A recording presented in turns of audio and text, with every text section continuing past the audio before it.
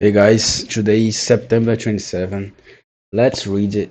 Let's read the next chapter of Peter and Wendy. Chapter 6. The Little House. Foolish Toros was standing like a conqueror of Wendy's body when the other boys sprang, armed from their trees. You are too late, he cried proudly. I have shot the Wendy. Peter will be so pleased to me. Peter will be so pleased with me. Overhead, Overhead, Tinker Bell shouted, "Silly ass!" and darted into hiding. The others did not hear her. They had crowded round Wendy, and as they looked, upon the a terrible silence fell upon the wood. If Wendy's heart had been beaten, they would all have heard it. Slightly was the first to speak. This is no bird, he said in a scared voice. I think this must be a lady. A lady? Said Toros, and trembling. And he fell a trembling. And you have killed her, Nib said hoarsely. They all whipped off their caps.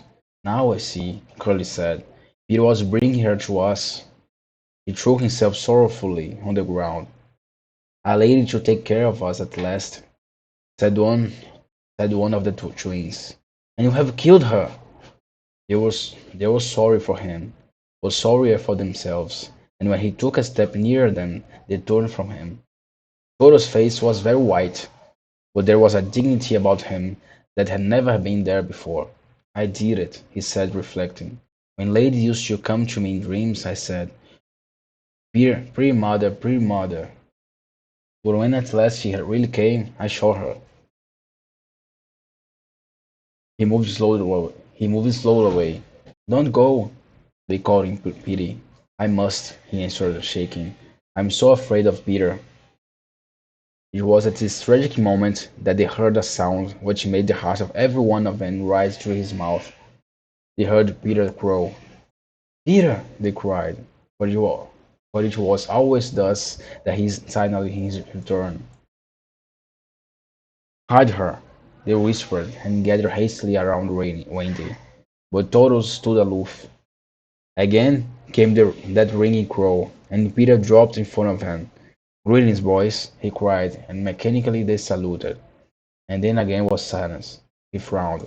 I'm back, he said hotly. Why do you not cheer? Why do you not cheer?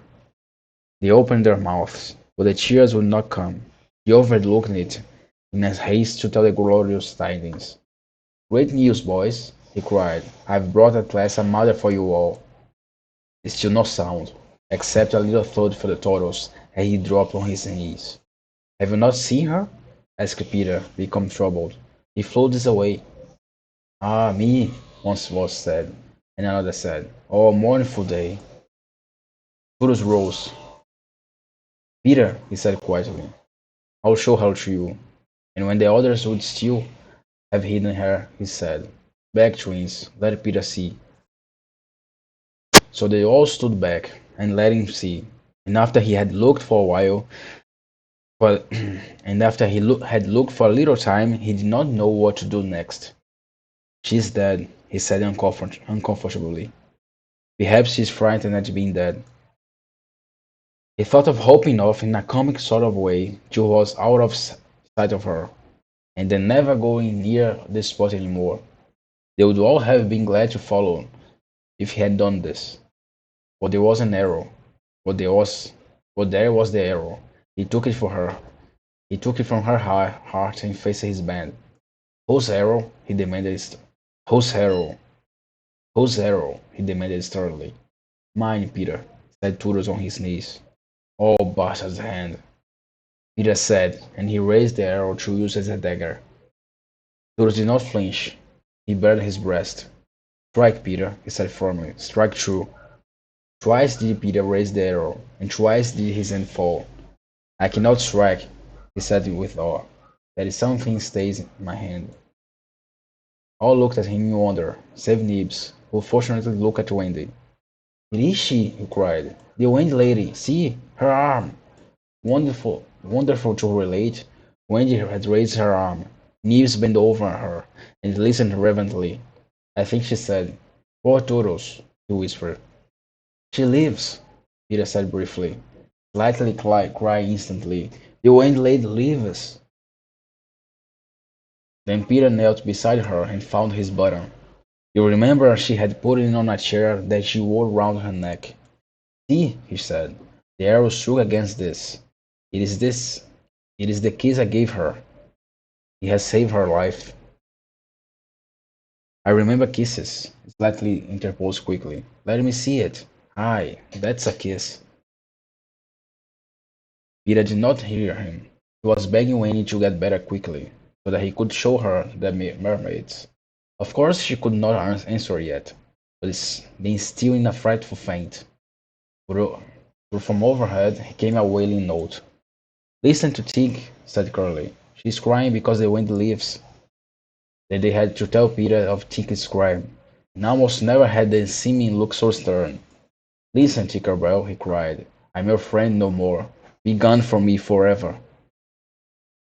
She flew onto his shoulders and pleaded, but he brushed her off. Not until Wendy again raised her arm and did he relent sufficiently to say, well, not forever, but for a whole week. Do you think Tinkerbell was grateful to Wendy for raising her arm? Oh dear, no. Never wanted to pinch her so much. Fairies indeed are strange, and Peter, who understood them best, often cuffed them. But what to do with Wendy in her present delicate state of health? Let us carry her down into the house, Curly suggested. Aye, said slightly. That is what one does with ladies. No, no, said Peter. You must not touch her. It would be not sufficiently respectful. That, said slightly, is what I was thinking. But if she lies there, Toto says, she'll die. Aye, she'll die, slightly admitted. But there is no way out. Yes, there is, cried Peter. Let us build a little house round her. They were all delighted. Quick, he ordered them. Bring me each of you the best of you have, the best of what you have. Gut our house, be sharp. In a moment, they were as busy as tailors the night before a wedding. They scurried this way and that, down for bedding. Up, they scurried this way up, they scurried this way and that, down for bedding, up for firewood, and while they were at it, who should appear, but John and Michael? As they dragged along the ground, they fell asleep standing, stopped, woke up, moved another step, and slept again. John, John, Michael cried, wake up! Where is Nana, John and Mother? And then John would rub his eyes and mutter, it is true, we did fly. You may be sure they were very relieved to find Peter. Hullo, Peter, they said. Hullo, replied Peter amicably, though he had quite forgotten them. He was very busy at the moment measuring Wendy with his feet to see how large a house should need. Of course he meant to leave room for chairs and a table. John and Michael watched him. Is Wendy asleep? They asked. Yes. John, Michael proposed, let us wake her and get her to make supper for us. But as he said it, some of the older boys rushed on carrying branches for the building of the house. Look at them, she cried. Curly, said Peter in a most captain voice. See that these boys help in the building of the house. Aye, aye, sir. Build a house? Exclaimed John. For the Wendy, said Curly. Oh, Wendy? John said aghast. Why, she's only a girl. That, exclaimed Curly, is why you is why you are is why you are her son. That, explained Curly, is why we are her servants. You? Wendy's servant? Yes, said Peter, and you also. Away with them. The astounded boarders were dragged away to Hackney Hill the carry. To Hackney Hill and carry. Chairs and a fender first, Peter ordered. Then we shall build a house round them. Aye, said slightly. That is how a house is built. It always comes back to me. Peter thought of everything. Slightly, he cried. Fetch a doctor. Aye, aye, said Slightly at once, and disappeared, scratching his head. But he knew Peter must be obeyed, and he returned in a moment, wearing John's hat and looking solemn. Please, sir, said Peter, going to him. Are you a doctor? The difference between him and the other boys at such a time was that they knew it was make-believe, while to him, make-believe and true were exactly the same thing. It sometimes troubled them, and when they had make-believe that they had the, as when they had to make believe that they had their dinners. If they broke down in the make-believe, he rapped them on the knuckles. If they broke down in their make-believe, he rapped them on their knuckles. Yes, my little man, anxiously replied slightly, who had chapped knuckles. Please, sir, Peter explained. A lady lies very ill. He was lying at their feet, but slightly had the sense to notice her. Toot, toot, toot, he said. Why does she lie in yonder glade? I'll put a glass thing in her mouth, said slightly, and he made believe to do it, while Peter waited. It was an anxious moment when the glass thing was withdrawn. How is she?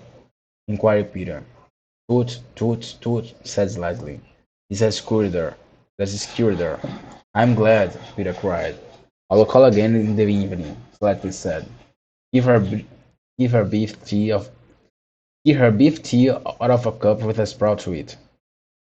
But after he had returned to the but after he had returned the hat to John, he blew big breaths, which was his habit to escape from a difficulty.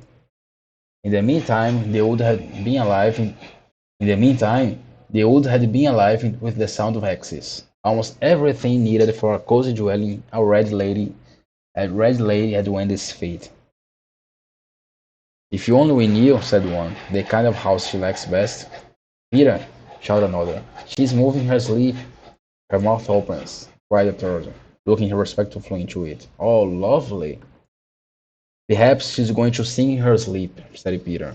Wendy, singing the kind of house we'd like to have. Immediately, without opening her eyes, Wendy began to sing. I wish I had a pure house, the littlest ever seen, with a funny little red walls and roof of moss and green. They gurgled with joy at this, for by the greatest good luck the branches they had brought would stick with the red step, and all the ground was carpeted with moss. As they ran up the little house, they broke into song themselves. We've built the little walls and roof, and made a lovely door. So tell us, Mother Wendy, what are you waiting more? What are you wanting more? To this she answered greedily, Oh, really, next I think I'll have gay windows all about, with roses peeping in, and babies peeping out. With a blow of her fists, with a blow of with a blow of their fists they made windows, and large yellow leaves were the blinds. But roses? Roses, cried Peter sternly. Quickly they made believe to grow the loveliest rose up the walls. Babies? To prevent Peter watering babies, they hurried into song again. We've made roses peeping out. The babies are at the door. We cannot make We've made the roses peeping out. The babies are at the door. We cannot make ourselves. We cannot make ourselves, because we've been made before. We've made the roses peeping out. The babies are at the door. We cannot make ourselves, because we've been made before. Because we've been made before. Peter, seeing to this to be a good idea, at once pretended that he was his home. The house was quite beautiful, and no doubt Wendy was very, very close within, though of course they would no longer see her. Peter stood up and down, ordering finished touches. Nothing escaped his eagle eyes, just when it seems absolutely finished. There is no knocker on the door, he said. They were very ashamed. They were very ashamed, but Toros gave the sole of his shoe, and he made an excellent knocker. Absolutely finished now, this thought. Not a bit of it. Not of a bit. Not a bit of it. There is no chimney, Peter said. We must have a chimney. It certainly does need a chimney, said John importantly. This gave Peter an idea. He snatched the head of John's head, knocked out of the bottle, knocked out the, knocked out the, knocked out the bottle, knocked out the bottle, knocked out the bottle, and put the head on the roof. The little house was so pleased to have such a capital chimney that, as if as if to say thank you, smoke immediately began to come out of the head. Now really and truly Now really and truly it was finished. Now really and truly it was finished. Nothing remained to do but to knock. "Oh, look your best," Peter warned them. "First impressions are awfully important." He was glad no one asked him what first impressions are. They were too busy looking their best. He knocked politely, and now the wood was still as the children, with not a sound to be heard except for Tinkerbell, who was watching from a bench in no place near. What the boys were wondering was, would anyone answer the knock? What the boys what the boys were what the boys were wondering was, would anyone answer the knock? If a lady, what would she be like? The door opened and a lady came out. It was Wendy. They all whipped off their hats.